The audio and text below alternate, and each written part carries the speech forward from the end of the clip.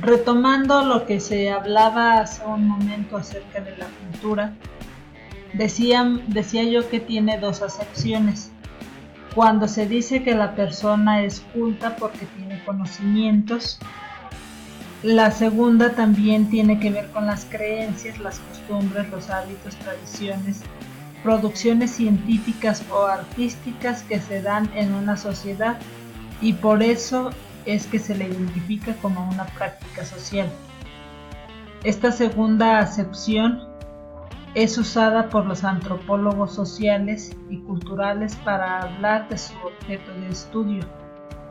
La cultura es una expresión de los individuos y brinda cohesión social. Se complementa con la historia regional, pues se forma con las tradiciones y costumbres que pasan de generación en generación a través de sus individuos.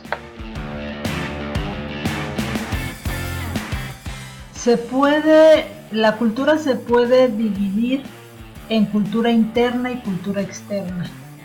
La cultura interna es más arraigada y se relaciona con las creencias y valores, sentimientos o ideas propias del individuo, mientras que la cultura externa remite a los elementos que van adhiriéndose poco a poco al individuo, ya sea por observación o enseñanza, como las costumbres, los hábitos, las tradiciones e incluso la gastronomía. Una división más clara es que donde se incluyen las distintas culturas que conviven entre sí. Así encontramos, por ejemplo, una cultura dominante, una cultura marginal y una contracultura. La cultura dominante es la que prevalece por encima de las demás. Es dominante porque descalifica otras prácticas culturales que no entran en su estándar. Actualmente, en el mundo globalizado, la cultura dominante se relaciona con estereotipos en la forma de vestir, de comer, de hablar, de entretenerse, de estudiar, de trabajar, de vacacionar, incluso de descansar o de vivir. Esta tendencia se relaciona con la estructura capitalista que sostiene el mundo. Entonces estaríamos hablando que nosotros nos encontramos dentro de una cultura dominante cuando nos dejamos llevar por los estereotipos que nos marca la televisión principalmente, y ahora incluso también a través del internet. La cultura marginal sería la cultura en minoría y se asocia con comunidades locales, es decir, los que la conforman nacen dentro de ella.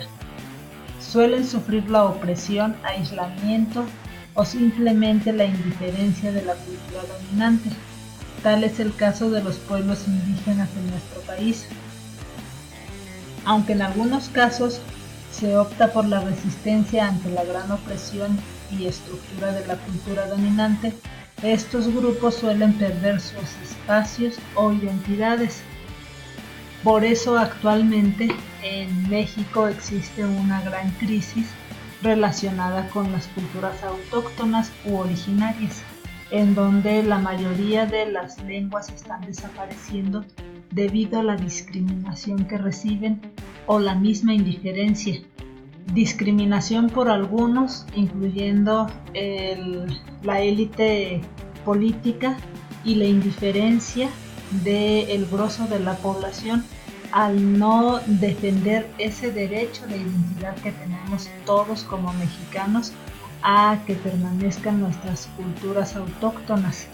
Antes, al contrario, nos encontramos con personas que incluso creen que no se pierde nada si llegaran a desaparecer, si llegáramos a perder esa parte de nuestra identidad.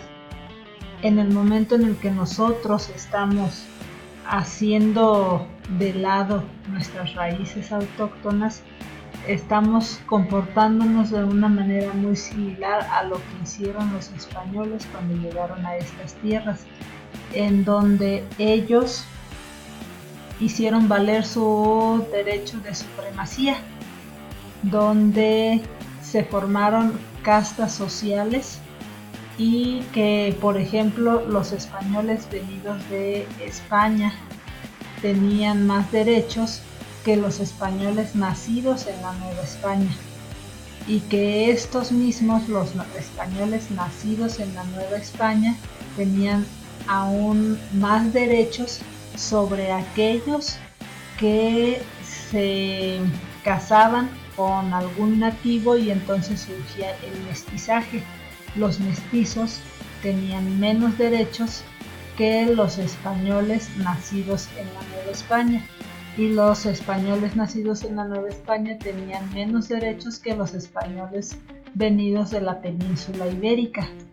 Entonces no hablemos de lo que representaba para los nativos de estas tierras el valor que tenían ante los españoles, la discriminación que sufrieron, y que nosotros actualmente, al no defender esas culturas, estamos actuando de la misma manera que otros actuaron con nosotros, con nuestros antepasados obviamente, respecto a el valor que se nos daba como personas. Esa es la cultura marginal, aquella que cuenta con una minoría y que está relacionada directamente con las personas que nacieron en esa comunidad y que son quienes la practican. Y finalmente está la contracultura. Esta surge en la segunda mitad del siglo XX y se caracteriza por grupos de personas con posturas contrarias a lo que dicta la sociedad y principalmente contra la cultura dominante.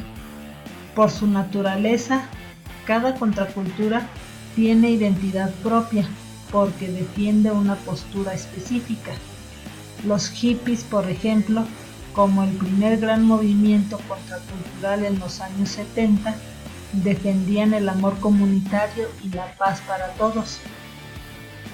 Una década después aparecía la contracultura punk, que criticaba el capitalismo voraz, mostrando una actitud de desagrado y rabia frente a la sociedad. Para contrarrestar sus efectos, la cultura dominante suele adoptar las características de las contraculturas y las adopta convirtiéndolas en productos comerciales, mostrando así su supremacía como cultura e industria cultural. Aquí estamos hablando de que la cultura dominante es capaz de apropiarse de la identidad de cualquier contracultura y volverla un artículo comercial. Y la principal razón, o mejor dicho, la principal manera que tienen para conseguir esto es a través de la música y de la moda. Nos encontramos artistas vestidos, hablando de músicos, de cantantes, vestidos como hippies y sin ser hippies evidentemente, y entonces aquellos que siguen a este artista terminan vistiéndose como hippies y nos encontramos por la calle gente vestida de hippie que no es hippie, que no promueve la ideología hippie y que por consiguiente deja en mal a aquellos que sí están intentando practicar este tipo de forma de comportamiento. Esa es la principal actitud que toma la cultura dominante para poder absorber a las contraculturas y por supuesto también a las culturas minoritarias, que serían las culturas marginales. Si hablamos de costumbres y tradiciones, nos encontraremos con una complejidad entre la línea delgada que separa a estas dos tendencias.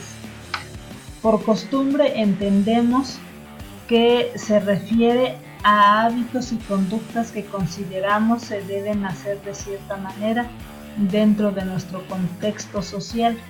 En este sentido podemos decir que es una costumbre mexicana llevar algo para compartir cuando se nos invita a comer. Sin embargo, hay sociedades en donde esto es mal visto. También podríamos decir que es una costumbre el que nosotros, cuando nos sentamos a la mesa, después de terminar de deglutir nuestros alimentos, bueno, pues solamente es un gracias por la invitación, gracias por la comida, mientras que en otros lugares existe la costumbre de hacer un eructo para agradecer al anfitrión por la invitación. Y evidentemente eso dentro de la cultura mexicana, dentro de las costumbres mexicanas, pues está mal visto. Eso es lo que se podría entender a grandes rasgos como una costumbre. Una tradición, en cambio, tiene una estructura más firme y son más sólidas. Las tradiciones, estamos por ejemplo aquí en la diapositiva, vemos el altar de muertos, que dicen el tradicional altar de muertos en la ribera del lago de Pátzcuaro. Una tradición es aquella que nos muestra desde la parte emocional hasta la parte moral de una actividad social. La costumbre no se mete tanto en las cuestiones morales, la tradición sí, por eso es más firme.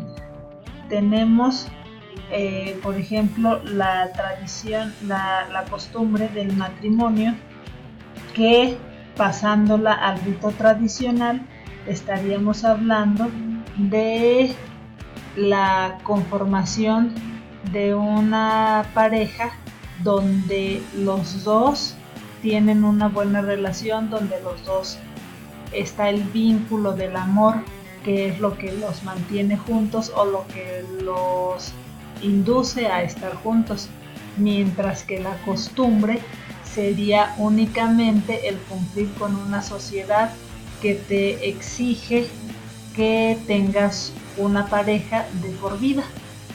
Eso sería una de las principales diferencias que existen entre la tradición y la costumbre. Vamos a dejarlo hasta aquí y en el siguiente video hablaremos ya sobre los fenómenos sociales y los diferentes aspectos en los que se dividen, como la transvaloración, los derechos humanos, la discriminación y la migración, entre muchos otros aspectos. Hasta la próxima, espero que haya quedado bien explicado este bloque, y si no, de cualquier manera, pues en la clase podremos trabajar al respecto. Si quieren ahondar un poquito más sobre los temas, estamos trabajando desde la página permítanme revisar, es la página 112 hasta la página 132 de su libro. Es un tema bastante extenso, pero también bastante sencillo, mucho más sencillo que el bloque anterior. Así es que esperemos que ahora las calificaciones sean mejores. Muchas gracias y que estén muy bien.